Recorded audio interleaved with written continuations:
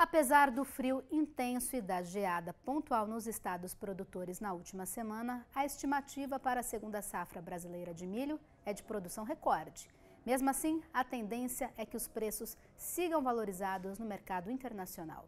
Quem fala comigo sobre este assunto é o head de grãos da Redpoint, Marcelo Lacerda.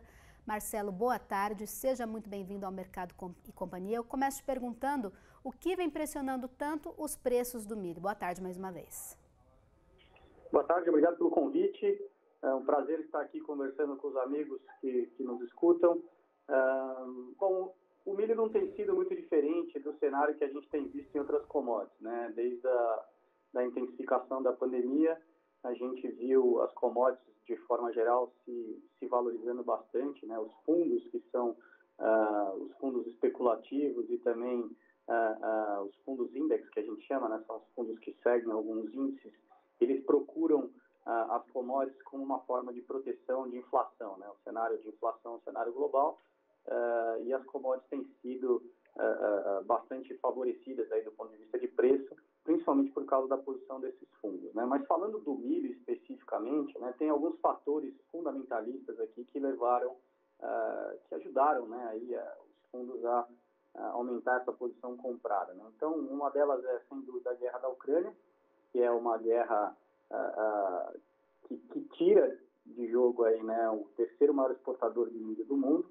A Ucrânia, junto com a Rússia, que são os dois protagonistas desse conflito, são responsáveis por aproximadamente um terço do volume de trigo que é exportado no globo. E existe uma relação muito grande de preço entre o trigo e o milho, né, uma vez que o trigo é um cereal também bastante usado na alimentação animal. A gente tem um fator importante como a demanda aquecida, né, puxada aí principalmente pelos Estados Unidos. O governo democrata tem como uma das suas bandeiras a transição de combustíveis fósseis para combustíveis mais sustentáveis, e aí o etanol de milho nos Estados Unidos ele é bastante importante, né, 40% de todo o milho americano vai para a produção do etanol. E acho que não menos importante, acho que a notícia que é mais relevante hoje, né, considerando o curto prazo, é o atraso no plantio de safra americano, né? Os Estados Unidos ele é o maior produtor global do cereal, e aí, devido a uma série de problemas climáticos que a gente teve um atraso nesse plantio. Só para ter uma ideia, eu trouxe alguns dados aqui para a gente. Então, hoje, né, esses dados são de hoje, a área plantada de milho ela está em torno de 72%, isso porque a gente o americano conseguiu acelerar bastante essa velocidade de plantio. Se for comparado ao ano passado, estava em torno de 89%, e a soja em torno de 50% aí plantado em relação ao ano passado. Se a gente olhasse esse mesmo período, já estaria em torno de 73%. Então, esse atraso no plantio, ele atrasa a emergência das plantas, né? Atrasa a germinação das plantas, e isso, consequentemente, vai diminuindo aí essa janela ideal, e a planta tende não só a perder produtividade, mas como também aí, no caso do produtor americano, às vezes até abandonar o plantio de algumas áreas, né? Marcelo, como é que esse cenário pode favorecer os produtores rurais aqui do Brasil? Legal, acho que o produtor ele tende a se beneficiar nesse cenário, né? O produtor de milho ele está vivendo altos preços do cereal, então acho que dificilmente ele não vai se beneficiar disso, mas acho que tem alguns pontos de atenção aqui, né? Um dos pontos de atenção é que a gente não pode ficar olhando somente para o preço, né? O custo de produção do produtor aumentou muito, lembrando que alguns macronutrientes, né, diante de toda essa crise geopolítica que a gente está vivendo, triplicaram de valor, né? Nitrogênios, os fosfatados, os defensivos em geral são todos cotados em dólar, e aí o dólar teve, o real se desvalorizou muito no passado, né? Esse ano vem se valorizando bastante, mas mesmo assim afetando bastante o custo de produção. E o diesel também encareceu demais em 2022, que também é um fator importante aí para fechar o custo de produção, né? Alguns pontos altistas que eu gostaria de trazer para o produtor aqui, que acho que vale a pena a gente acompanhar, é esse progresso do plantio, desenvolvimento da safra americana e o clima lá, né? Isso vai, de certa forma, é algo que está no mercado e está sendo utilizado pelos traders aí na precificação e na formação de preço. Tem uma notícia recente que é bastante importante também, que é a votação, né, sobre o possível aumento de impostos na Argentina. A Argentina é um grande concorrente de exportação de milho do Brasil. Ano passado, principalmente, abasteceu bastante o sul do país. Então, se realmente essa votação proposta pelo presidente argentino passar no Congresso, que eu acho difícil, tá? Mas se passar, isso é um fator de alta aí também nos preços, que pode ter uma migração dessa demanda dos consumidores globais da Argentina para os portos brasileiros, né? E acho que não menos importante, tem que falar também esse fechamento do acordo que o Brasil fez ontem com a China, né?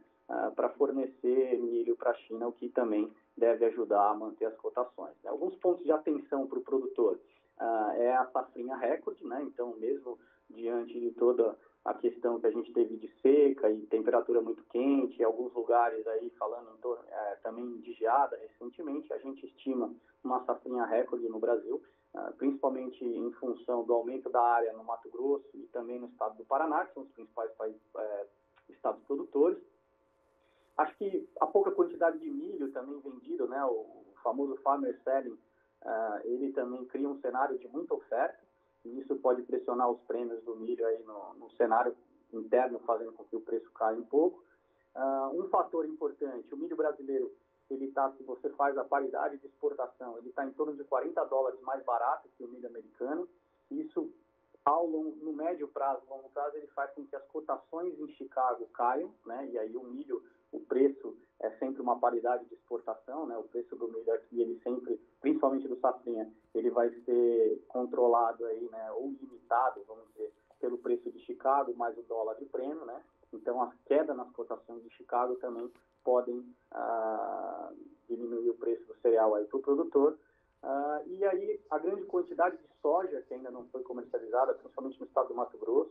Então, em relação aos outros anos, a gente tem um atraso na comercialização da soja esse ano, que pode gerar um problema de armazenagem, né? A gente sabe que o Brasil tem um problema de armazenagem, então essa safra grande de milho chegando, sendo que grande parte dos armazéns estão cheios de soja, pode fazer também aí, causar uma pressão de oferta maior, pressionando os preços um pouco para baixo, né? Uma notícia recente também importante é que algumas indústrias alimentícias, diante do alto preço do milho, vão trocar, né, o milho que é usado para fazer o sweet, né, que é usado para fazer a parte doce de refrigerantes, etc., né, que eles chamam nos Estados Unidos o corn syrup, né? Diante do preço baixo do açúcar, eles tendem a migrar e não usar tanto o milho para fazer esses refrigerantes, etc., né? Então, aí a gente está falando de um mercado de aproximadamente 60 milhões de toneladas, juntando China e Estados Unidos, tá? Que poderia ter uma diminuição aí na demanda, uma vez que o preço do açúcar não sofreu tanto quanto o preço do milho, né? Tá certo, Marcelo. Muito obrigada pela sua análise, viu? Até uma próxima oportunidade. Tá, joia. Obrigado. Obrigada, até mais. E o plantio do milho avançou nos Estados Unidos, mas ainda segue abaixo do registrado no ano passado e na média dos últimos 5 anos. É o que aponta o Departamento de Agricultura norte-americano. Até o último domingo, o plantio do milho estava em 72% da área. Os trabalhos estão atrasados em relação ao ano passado, quando o percentual era de 89%, e também em relação à média dos últimos 5 anos, que é de 79%.